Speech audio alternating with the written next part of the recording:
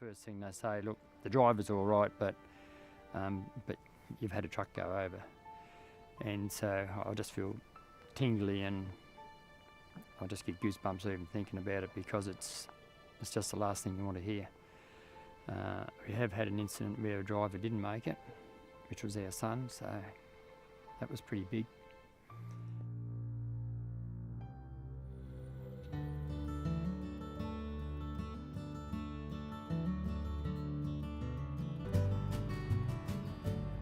Yes, I'm Stewie Store and I run 8 trucks out of South Gippsland, all cattle trucks. After 40 years of driving and probably 10 million Ks, I was unfortunate to have an accident and a rollover on the entrance to the Balti Bridge. When we first started investigating this, we come across the popular belief that the prime mover always went first. We're showing here now that the trailer always goes first. The driver didn't know he was about to roll. Even when the crash was already underway, he still didn't know. When you watch the footage, you can see that the brake lights don't come on until the trailer is already all the way over. I suddenly realised maybe, it's not actually the driver's fault every time a truck rolls over. Maybe there's a whole lot more to it than just that.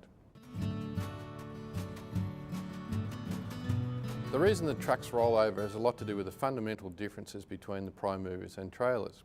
They have different centres of gravity. Anything with a low centre of gravity is hard to flip over. But something else with a higher centre of gravity, even if it weighs the same, tips over much more easily. It's short and wide against narrow and tall. Low centre of gravity, stable, versus high centre of gravity is unstable. When we do our presentations, we use scale models just to show how the centre of gravity affects rollovers. Just to give you some sort of example, when a prime mover by itself will roll over, generally, if you look at this model here, I don't know if you can see the figures there, we're starting to get up around 50 to 70 degrees, depending on the truck. We take this log truck, which is pretty common what you see ripping up and down the road every day, and this is what you're looking at going down the road. Getting up there, you can see what Chris was talking about before. Trailer goes first, we're just starting to lift the wheel there. The reality is, a log truck like that will roll at 15 degrees static. That's before any other forces are applied anywhere.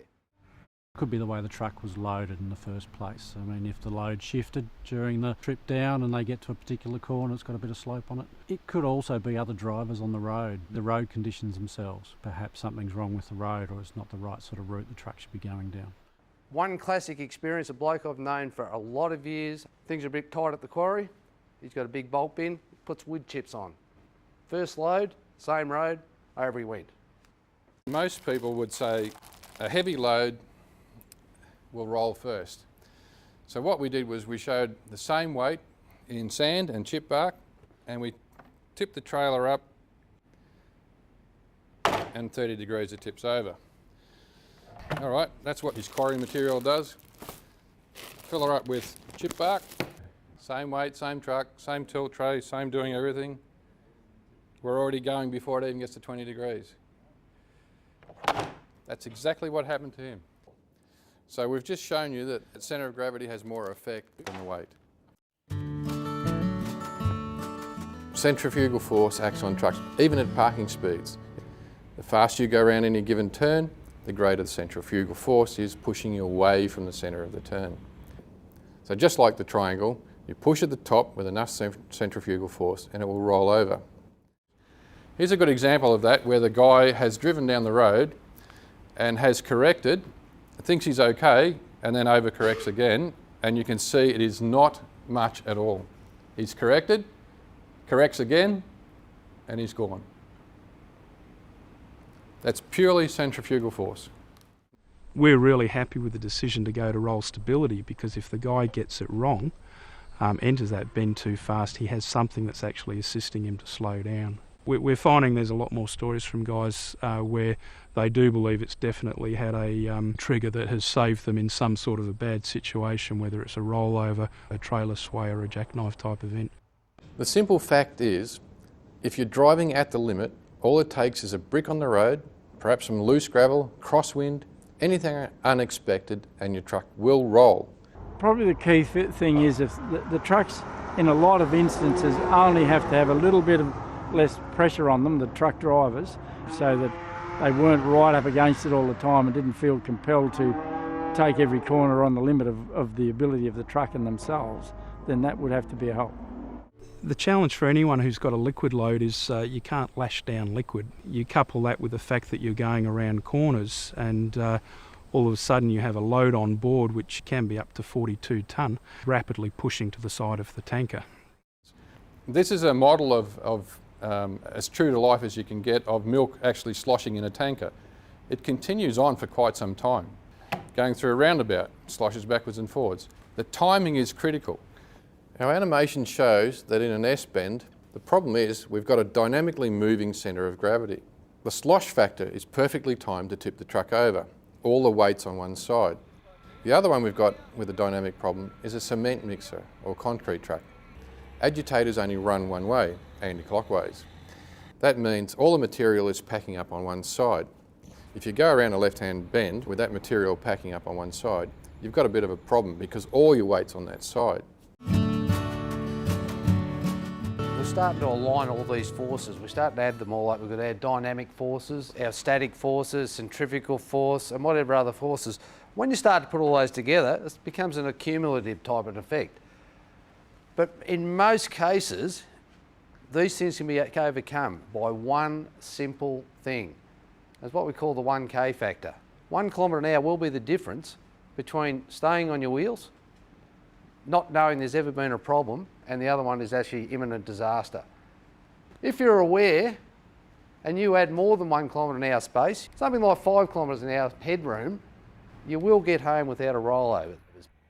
We've had significant reductions over the last 2 years in truck incidents. 60% reduction in truck accidents in Vic Forest's area. So the code of behaviour along with some other training programs has been really significant. The big stick is always there and Vic roads are clear that they will use that if they need to, but it's about education first up, and they've been really helpful with us in working with our drivers and contractors. We've found that, more often than not, driver's not malicious in any way, shape or form. It's more he's 1K could be all it is, like they say in the presentation today. So it could be as little as that.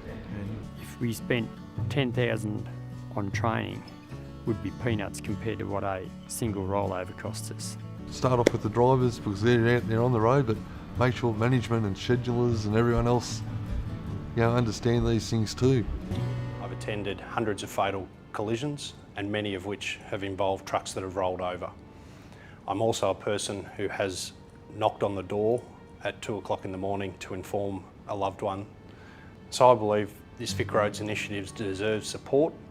It has potential to reduce the number of truck rollover crashes. It has the potential to reduce the number of lives lost on the road, and hopefully it will mean that I don't have to knock on any doors in the middle of the night.